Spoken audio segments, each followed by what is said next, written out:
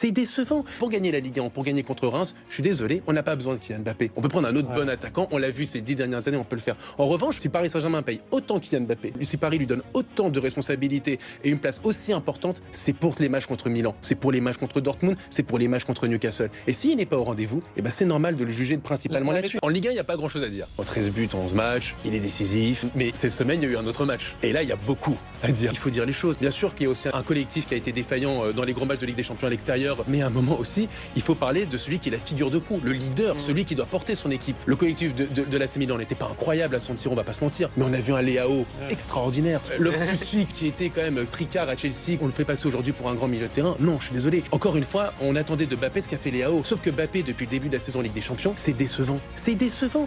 Et à un moment, le PSG est dans une situation où il a certes son destin en main, mais qui a quand même 2 défaites quand même retentissantes en Ligue des Champions. Et il n'a pas été exemple de tout reproche. Il n'a pas été un exemple pour ses coéquipiers.